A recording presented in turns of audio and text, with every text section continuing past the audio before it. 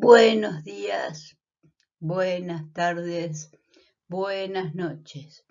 Hoy veremos Las Brujas, su primera parte. Bueno, la creencia en la brujería es compartida por numerosas culturas a lo largo de la historia, y cada una de ellas la interpreta de una manera distinta. Las brujas han tenido una gran importancia en el folclore de muchísimas culturas, creando a su paso en igual medida fascinación y terror. Pero son muchos los autores que coinciden en que la brujería es un producto del pueblo para buscar remedios a sus males y desgracias. Ciertamente es inevitable relacionar los oscuros períodos de carencia y desgracias con la aparición de la brujería y los espíritus a los que adorar y servir. Quizás la imagen más recordada de las brujas sea la dada durante la Edad Media y la caza de brujas. Sin embargo, según parece, la brujería ya existía en la prehistoria. Antes de la aparición de la religión cristiana, el hombre adoraba el cielo, la luna, los bosques, el sexo y los antepasados. Todo en el mundo estaba poseído de un espíritu benévolo o malvado. Ya desde el comienzo de la humanidad ha existido el miedo a la muerte, lo que dio lugar a la necesidad de creer en la continuidad de la vida más allá. Fue este miedo, al parecer, lo que desembocó en la creación del dios cornudo, aquel que sería el dios Luk de los celtas, el Pan de los griegos y el archiconocido Satanás de los cristianos. Y aún así, todos estos dioses son jóvenes, teniendo en cuenta que ya en la cueva de Ariege, en Francia, puede verse una pintura representada a un dios cornudo, perteneciente a la cultura magdaleniense. Al parecer la pintura es de hace más de 12.000 años. Este dios personificó a la muerte, lo tenebroso, la guerra, lo masculino, y él dio lugar a la aparición de la antítesis, la representación femenina, la diosa de la fecundidad, fuerza creadora y regeneradora. Ella es la compañera del cornudo y se aparea con él para dar forma al mundo, en culto a esta pareja de dioses. Consiste en representar su unión sexual y glorificarla. En estas primitivas comunidades se empezó a hacer una división entre los líderes religiosos, observadores de las estrellas, curanderos, profetas. Conocían los secretos de las raíces y las plantas para curar enfermedades y tratar cuestiones con la esterilidad, impotencia, etc. Debían mantenerse en contacto con los espíritus y con las fuerzas de la naturaleza. De ese modo aseguraban la protección para los suyos, así como la fertilidad de sus mujeres y sus tierras. Es parte fundamental de las comunidades y las diosas madres eran veneradas y adoradas. Sin embargo, con el transcurso de los años, se produce un giro radical. Los hombres someten a las mujeres y las antiguas diosas acaban siendo diosas sumisas, esposas de los nuevos dioses guerreros. Pero el culto a las diosas madres siguió activo y si bien oculto y secreto. Ellos aparecerán siempre como una deidad creadora de vida. Ninguna religión monoteísta fue capaz de destronarlas. Ni Antón, ni Jehová, ni Ahura Mazda, Isis, Asarte, entre otras, siguieron siendo adoradas, especialmente por los campesinos, dependientes de la naturaleza y la tierra. Como decíamos al principio, son muchas las culturas que han creído fervientemente en la magia. En el antiguo Egipto la magia se encontraba en las palabras y los sonidos. El faraón gozaba de un gran poder mágico, pues Horus, hijo de Osiris, se lo presentaba para reinar como justicia y proteger a su pueblo.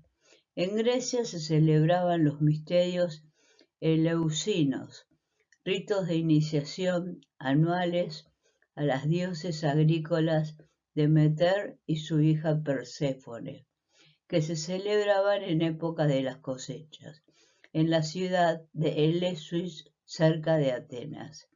En estos misterios aparecía la idea de un mundo inferior y de la vida tras la muerte, haciendo alusión al rapto de Perséfone. Ciertamente, en la antigua Grecia y Roma, la magia era una creencia bastante extendida. Los augures romanos eran funcionarios del Estado y se encargaban de la magia benéfica. La magia maléfica, por el contrario, era perseguida y castigada. Son los autores clásicos como Ovidio, Horacio o Teócrito los que no dan las imágenes de las hechiceras malvadas, capaces de transformarse en animales, volar por las noches y practicar magia maligna, en su beneficio propio o por contrato. Sus reuniones eran nocturnas y en ellas se adoraba a diosas como Hécate, diosa de las tierras salvajes y los partos, Selene, diosa lunar, y Diana, protectora de la naturaleza. Así encontramos a Circe y su sobrina Medea, de la que se decía que era hija de la propia Hécate. También el Éxodo del Antiguo Testamento se hace mención a la brujería. Completamente se prohíbe y se establece que la bruja debe ser castigada con la muerte. La Biblia habla de prácticas de necromancia o invocación a los muertos. Resulta curioso ver cómo, aunque la persecución de las brujas fue terrible durante la Edad Media, con anterioridad, la Iglesia aceptaba las ceremonias populares de carácter paganos, pues consideraba que no se oponían al cristianismo. Era difícil luchar contra estas ceremonias, ya que se llevaban realizando desde siempre. Por lo tanto, la Iglesia decidió cristianizarlas. Los poderes y milagros de los santos católicos llamaban la atención de las masas, pero aún así, las antiguas creencias paganas eran difíciles de olvidar. De esta manera, los ritos cristianos tuvieron que convivir con los paganos y esta confusión de lo sagrado y lo profano fue algo que duró hasta muy entrado el séptimo, pero poco a poco el cristianismo fue ganando terreno a lo largo de Europa y los antiguos paganos fueron sustituyendo sus amuletos por crucifijos. Sin embargo, siguieron existiendo las curanderas, que lo sabían todo, de las hierbas y los festivales para celebrar cada estación del año y pedir por la fertilidad y la abundancia de las cosechas. Pero llegó el día en el que todo esto se consideró una amenaza para la religión católica. En el año 959, el rey Edgar proclamó: cada sacerdote debe promocionar con gran celo el cristianismo y buscar la extinción total de toda práctica pagana, de modo que han de prohibirse los actos celebrados en las fuentes y pozos, la necromancia, la adivinación y los encantamientos. Y aquellos que seguían celebrando estas prácticas comenzó a considerárseles brujos. Así los campesinos empezaron a depositar su fe por entero en la iglesia, creyendo con fervor todo aquello que el sacerdote quisiera contarles. Su única meta era ganar el favor del cielo. Al perder sus ancestrales amuletos, la gente comenzó a venerar reliquias sagradas, cruces, cabellos de santos, esquirlas de la cruz de Cristo. Parece obvio que la necesidad de creer en la magia y los amuletos era demasiado fuerte para ser erradicada del todo. A mediados del siglo X aparecieron algunos grupos religiosos como los cátaros que afirmaban una dualidad creadora entre Dios y Satanás y predicaba la salvación a través del estricto rechazo del mundo material y el ascetismo. Ellos supusieron una gran amenaza para la Iglesia. Así se inició una cruzada sangrienta e implacable con el fin de exterminar a este grupo de herejes. Los que no morirían en la batalla eran torturados y quemados vivos, eliminando cualquier resquicio del catarismo, aunque no hay que olvidar que sus ideales han sobrevivido hasta nuestros días. Procuraremos hablar de ellos en futuras entradas.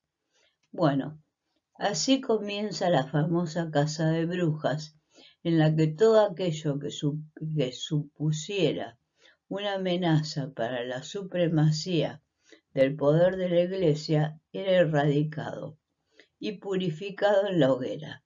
También los caballeros templarios fueron víctimas de esta persecución, cuando su poder y fama los convirtió en enemigos de la Iglesia.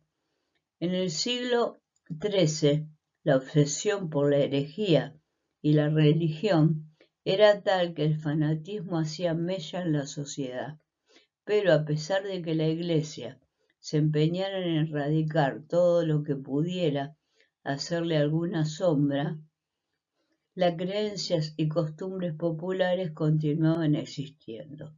En esta época se llegaron a publicar varios tratados como el Malleus Maleficarum, el martillo de los brujos, escrito en 1484 por dos frailes dominicos, Jacob Sprengmen y Heiner Kramer. En plena lucha de poder entre catolicismo y protestantismo, las brujas y las prácticas demoníacas aparecían en todos los rincones. Sus conflictos fueron excusa suficiente para dar lugar a una terrible e injusta masacre excusada con la famosa caza de brujas. Los campesinos habían mantenido los antiguos cultos durante la Edad Media y ahora eran cazados y quemados bajo la acusación de ser brujos. Pero no solo ellos, entre los brujos había hombres cultos que corrieron la misma suerte. Bueno, esta fue solo la primera parte porque verán que es largo, pero después vamos a hacer la segunda. Y también les voy a decir cuáles fueron las brujas más conocidas de la historia. Espero les haya gustado, cualquier duda me la dejan debajo del video y nos vemos en la próxima. Muchas gracias.